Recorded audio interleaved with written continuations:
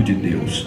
O texto bíblico do capítulo 6 e o verso de número 9 nos diz assim: portanto vós orareis assim: Pai nosso que estais nos céus, santificado seja o teu nome, venha o teu reino, seja feita a tua vontade, tanto na terra como no céu. O pão nosso de cada dia nos dai hoje. Amém. Jesus, aplique a tua palavra aos nossos corações e seja em tudo glorificado e segundo a tua vontade salve em Cristo nesta noite. Amém. Podem sentar, queridos irmãos, Deus os abençoe.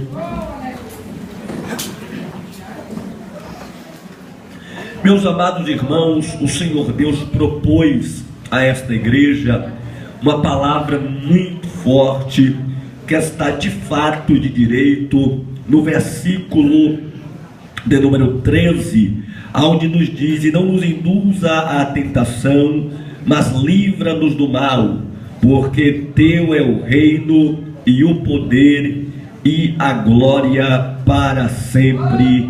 Amém. E eu lendo este texto bíblico, achei por bem, visto que teremos mais uma oportunidade amanhã de estar ministrando aqui, de falar diretamente com os irmãos, com o versículo de número 10, onde o texto diz: venha o teu reino, seja feita a tua vontade, tanto na terra como no céu.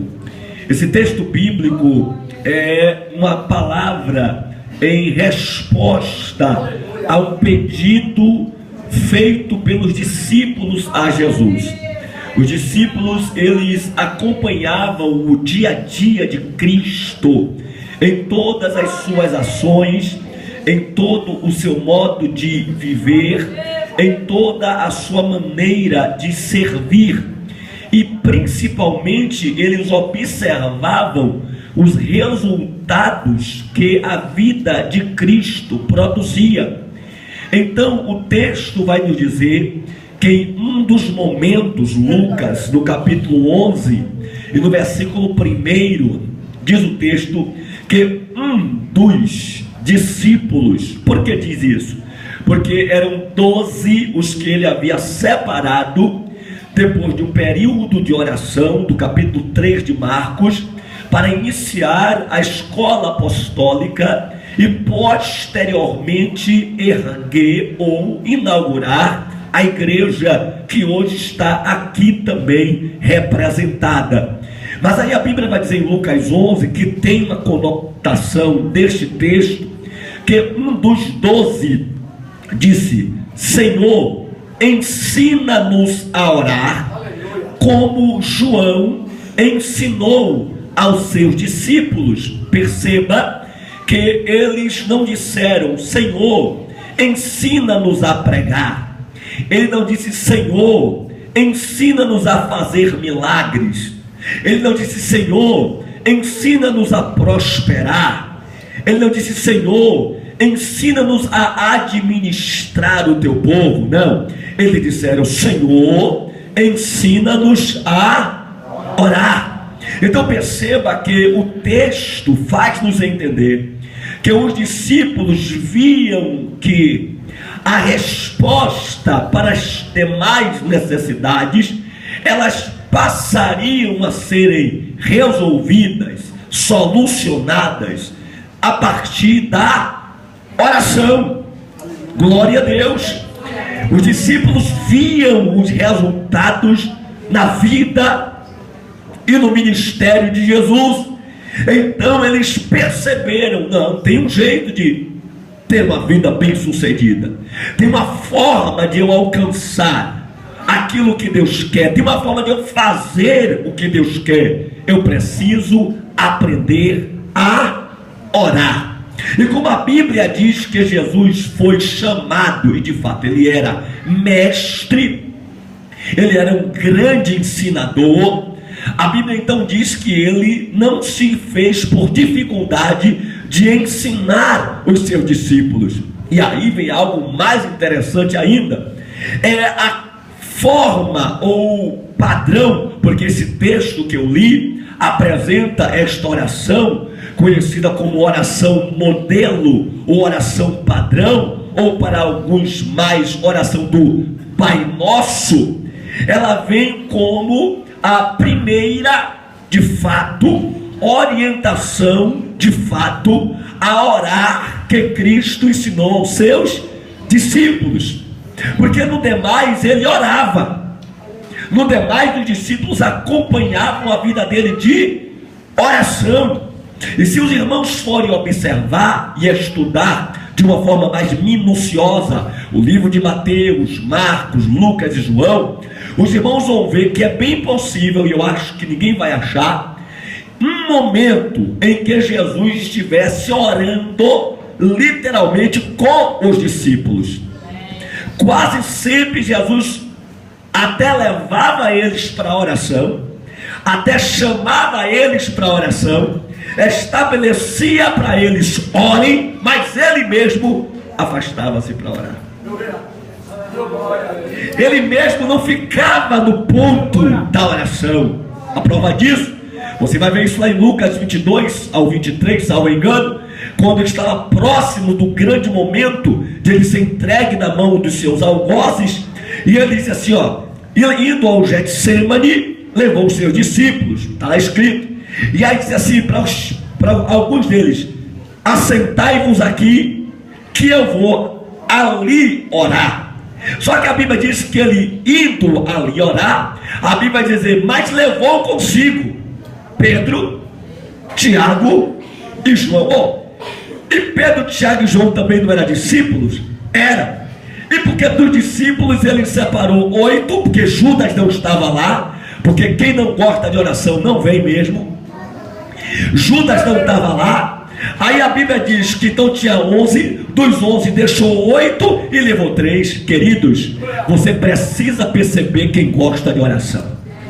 Você precisa perceber quem pode participar das orações. E aí vem um detalhe: mesmo levando os 3, afastou-se a distância de um tiro de pedra. Meu Deus, nem todo mundo está preparado para ouvir a sua oração, porque a oração de Jesus diria: se possível for, passa de mim esse cálice. Perceba, mas agora o texto vai dizer que os discípulos queriam aprender a orar, e Jesus agora não estava só dando exemplo em orar, Jesus agora não estava dando só exemplo em fazer, Jesus agora estava ensinando a orar. Glória a Deus. Talvez Deus esteja dizendo para alguém aqui: está na hora de você me pedir para eu lhe ensinar a orar. Porque talvez alguém diga: não, mas orar é fácil. Se fosse fácil, não precisava ensino. Aí Jesus vai dizer, e a Bíblia diz através do apóstolo das cartas em Tiago: pedis e não recebeste, porque pediu mal. Ora, então tem gente que não recebe, não é porque não pede, até pede, mas não pede certo.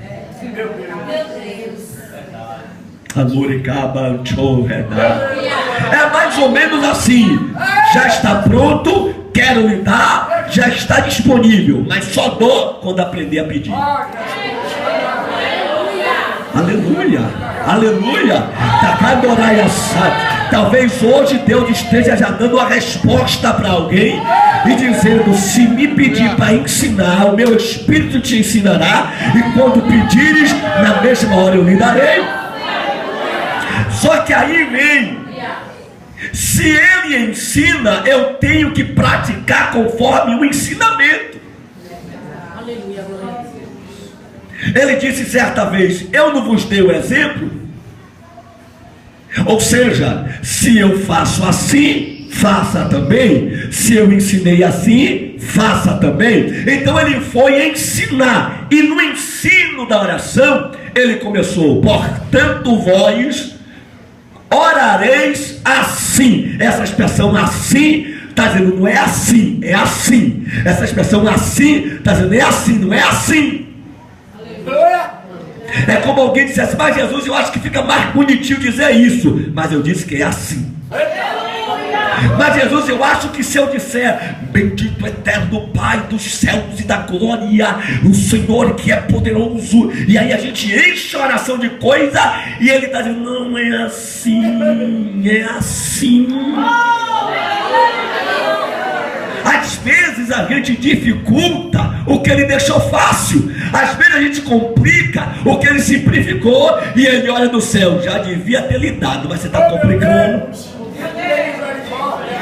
Aleluia. E nessa simplicidade ele disse: quando orar, ore assim: Pai nosso que estais nos céus.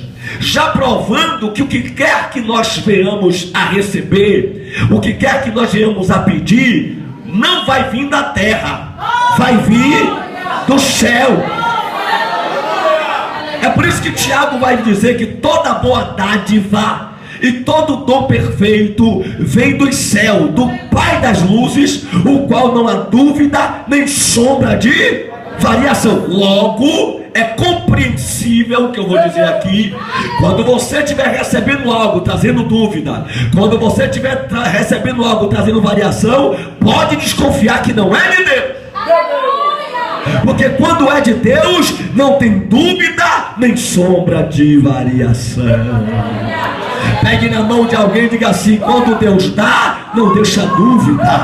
Quando Deus dá, não deixa pulga na orelha. Quando Deus dá, não deixa variação. Foi Deus que deu, então tome posse. Foi Deus que liberou, então receba. E se Ele decidiu te abençoar, você só precisa abrir os braços e receber.